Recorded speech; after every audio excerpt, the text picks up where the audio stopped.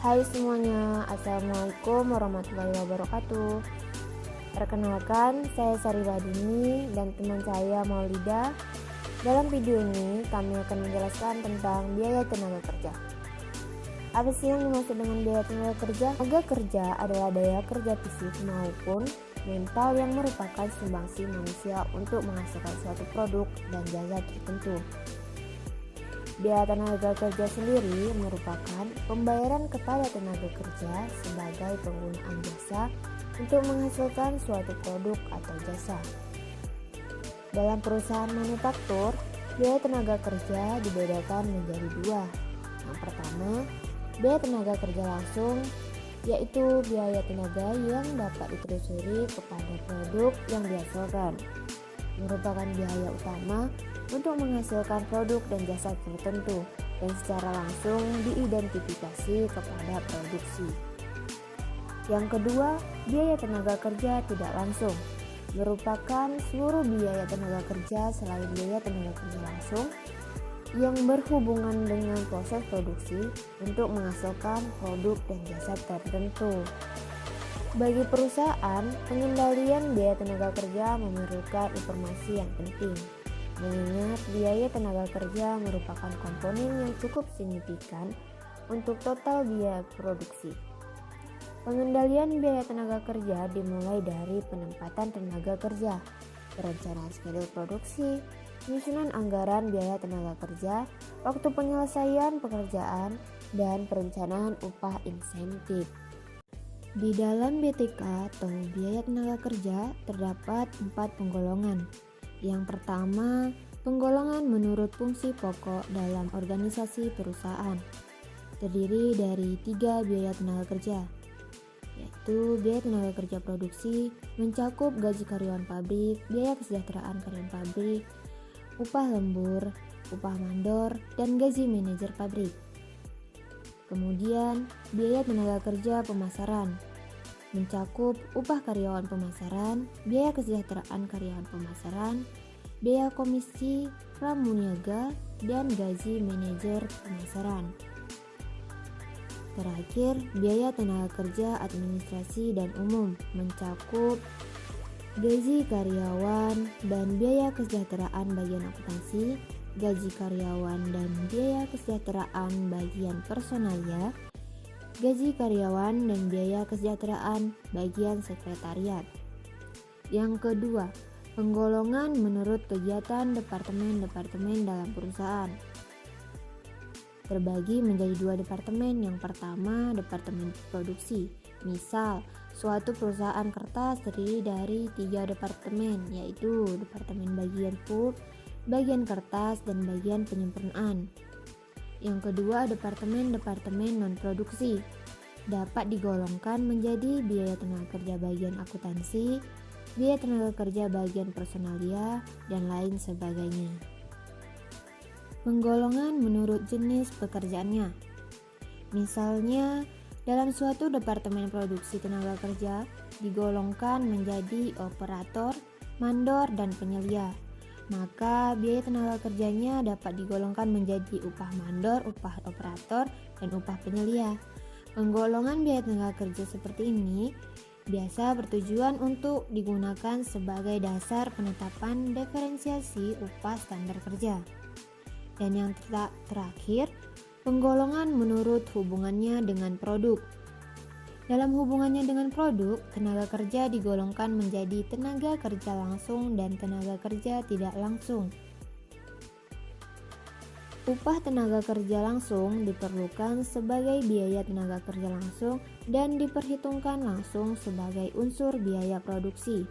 Sedangkan upah tenaga kerja tidak langsung ini disebut biaya tenaga kerja tak langsung dan merupakan unsur biaya overhead pabrik. Akuntansi biaya tenaga kerja.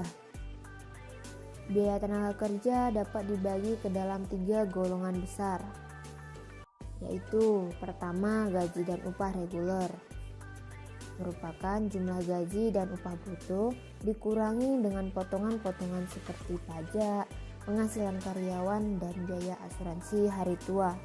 Yang kedua, premi lembur, Dan yang ketiga, biaya-biaya yang berhubungan dengan tenaga kerja atau labor related costs. Gaji dan upah. Ada beberapa macam cara perhitungan upah karyawan dalam perusahaan. Mengalihkan tarif upah dengan jam kerja karyawan. Untuk menentukan upah seorang karyawan perlu dikumpulkan data jumlah jam kerjanya selama periode waktu tertentu. Berikut adalah beberapa contoh biaya tenaga kerja.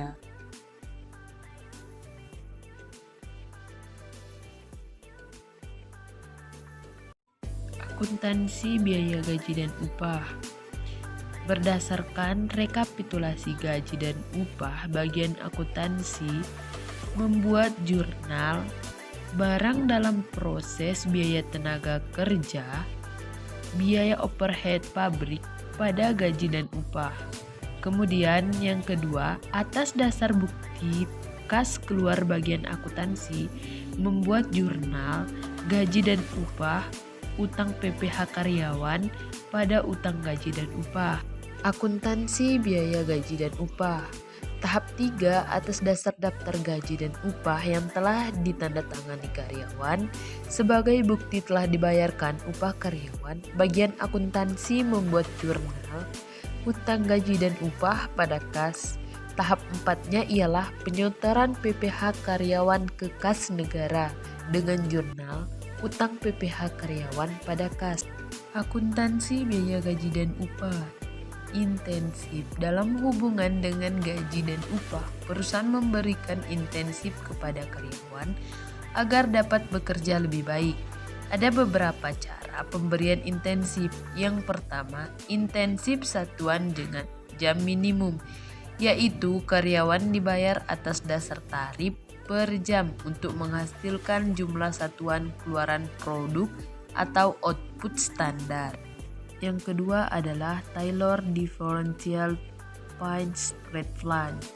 Cara memberikan intensif ini adalah semacam strike pitch rate plan yang menggunakan tarif tiap potongan untuk jumlah keluaran rendah per jam dan tarif tiap potongan yang lain untuk jumlah keluaran tinggi per jam.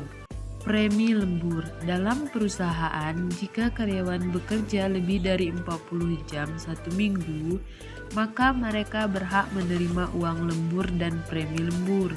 Misalnya, selama satu minggu, seorang karyawan bekerja selama 44 jam dengan tarif upah dalam jam bekerja biasa maupun lembur Rp600 per jam.